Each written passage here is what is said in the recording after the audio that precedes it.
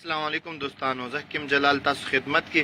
دوستانو نن څه کومه ویډیو ده دا بالخصوص د معدې د درد لپاره. هغه درد چې د ایچ پیلوري وجې نه یا د ګیس وجې نه یا د معدې خوله لکه فم معده موږ ورته وایو د معدې خوله پړسېدلې وي یا زخم وي، د هغه لپاره کار کوي. خو د معدې درد لپاره چې کوم درد ولري معده او ایچ پیلوري وي، ان شاء الله 15 ورځې دا استعمال کوي. 15 ورځې کې تاسو ته افاقي استعمال 2 نه تر 3 میاشتو پورې د نقصې مکمل علاج د معدې او دینه بعد آی بی ډي کرون او د غټو کلمو زخمو لپاره او څوک بعض اوقات وصال کېږي غوندې د هغه لپاره دا مکمل علاج ده. یا د معدې زخم وي خېټه ورسره ګیس کوي، د هغه لپاره مکمل علاج ده. اجزاوې هر څه تاسو ته زخم ان شاء الله جوړی کوي. ټول عمر به دعا کوئ.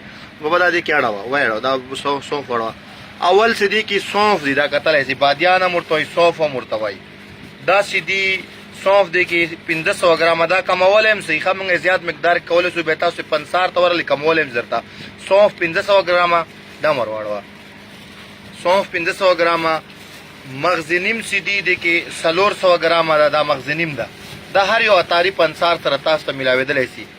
مغزنیم 300 گرام الانچی خور د لاچی مرواړه الانچی خور د 1.5 گرام دا کتلې دی دا وړکای یل لاچی وتوي.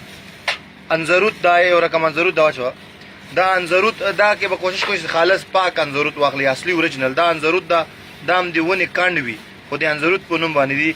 انزروت په دې کې سیدی هم 300 گرام انزروت دی کې ثابت کورکمن 300 گرام کورکمن پاک ثابت کورکمن واخلي چې چنجي نه وهلای 300 گرام ثابت یعنی کې روغ کورکمن دینا علاوه سے دا گندک املسر دا کتلې سي 200 گرام دی کې گندک املسر دا گندک خوراکی دینا سپټران ډي اس ګولیم جوړیږي نو دا گندک سے 200 گرام دی کې او دی کې ګون کې کر دی کې کر کاند یعنی کې ګون کې کر موته دی کې کر کاند موته دا 200 گرام دام پکې پاک او پیور اجزا باخلی چې 2 روپے قیمت دی. خیر خو پنساری ته بوای یا تاری ته پاک اجزا ودر کې 200 گرام ګون کې کر او دې کې 100 گرام انزروت بخنه سره رسوند دا رسوند دا اصلي رسوند باخلی دا 100 گرام پکې رسوند دا او مولټي پاوډر دی لپاپا کې دا 2.5 گرام مولټي پاوډر دی.